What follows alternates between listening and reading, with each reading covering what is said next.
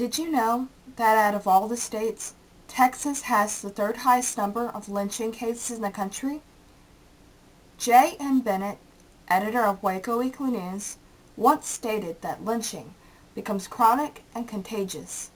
Boys grow to manhood with the idea, ingrained in them that lynch law is right and proper and worthy of applause, and they follow the examples set them by their fathers. So, what was his purpose in saying this? How does this quote assist in the completion of the picture that the American public has developed of lynching? In this documentary, I will examine the history of lynching in the Bluebonnet State, starting from the beginning of Texas' statehood and ending at the Civil Rights Act of 1964. Lynching is an act of vigilantism, often led by a mob, to assassinate or maim an individual for a real or alleged crime. Lynching is most associated with the hanging of an individual, but can also be a shooting, torture, or mutilation of any kind. Threats of lynching to subdue excluded communities were also common. Though lynching has been a worldwide occurrence throughout the course of history, it is most commonly associated with the United States Reconstruction era. Whether the lynching victim actually committed the crime or not, the accusers felt assured that there was a good enough reason for the lynching to take place. The most common reason for lynchings between 1882 and 1968 was homicide.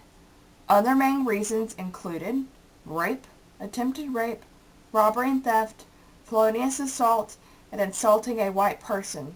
The last reason only applied to minorities. In early Texas history, due to a lack of law enforcement, many citizens took matters into their own hands and lynched in the name of frontier justice, because frontier justice was the only form of justice. It was the struggle for Texas independence and skirmishes with the local Native American tribes that led to an increase in frontier justice. There is also evidence of it during the U.S.-Mexican War and within the history of the Texas Republic. After the Civil War, the Reconstruction era began in 1863. Needless to say, the 13th, 14th, and 15th Amendment were highly anticipated. The 13th Amendment, passed in 1865, ended slavery. The 14th Amendment, which gave equal protection to people of all colors, due process, and granted U.S. citizenship to all natural-born people, was passed in 1868. Last but not least, the 15th Amendment gave all men of color the right to vote. This amendment was passed in 1870. To many Texans, these amendments were unacceptable.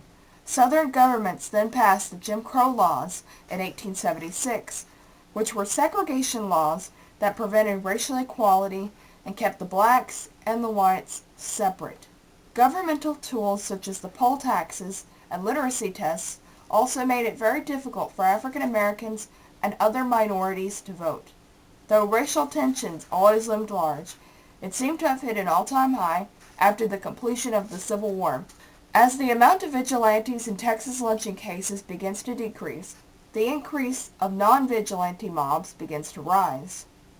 Many white citizens saw the minorities' newfound freedom as a threat and felt that they needed to be controlled somehow, so they used threats of lynching as a means of control over them. Groups such as the Ku Klux Klan were one of the notorious groups that asserted white dominance over African Americans and other minorities. In 1915, the Klan was reborn under the leadership of a guy by the name of William Simmons out in Georgia. And by the early 1920s, it had spread out of Georgia into many of the states, one of the states being Texas. The new Klan was much more organized and was going to be much more politically active and influential than it had been before. After the nationally publicized lynching case of Henry Smith in 1893, Texas began to contribute to the anti-lynching movement. This case truly caused a stir amongst the people, revealing exactly how gruesome lynching cases has become within the country. Ida B. Wells, an African-American woman who was a civil rights activist, played a big role in influencing Texas into passing the anti-lynching law of 1897. Another strong woman by the name of Jessie Daniel Ames also played a major role in the anti-lynching movement. Ames was the president of the Association of Southern Women for the Prevention of Lynching, which was one of the most effective anti-lynching groups in the United States at the time. Her, and the thousands of women that were dedicated to the cause, also aided in the decline of the nation's overall lynching cases. After much anticipation, the Civil Rights Act of 1964 and the 24th Amendment was passed by the U.S. government. The Civil Rights Act of 1964 prohibits the discrimination on the basis of race, color, religion, sex, or national origin. The 24th Amendment eliminated the poll taxes. Both the Civil Rights Act of 1964 and the 24th Amendment assisted in the ending of the Jim Crow laws and made lynching a federal crime. Indeed, lynching was a dark time not only in United States history, but in Texas's history as well. However, it was the foundation that led to greater events and further improvement for our country. Strong individuals overcame the racial violence and prejudice and sought out to make impactful changes in America. Just looking at how much our country has changed within the course of 50 years is truly astounding.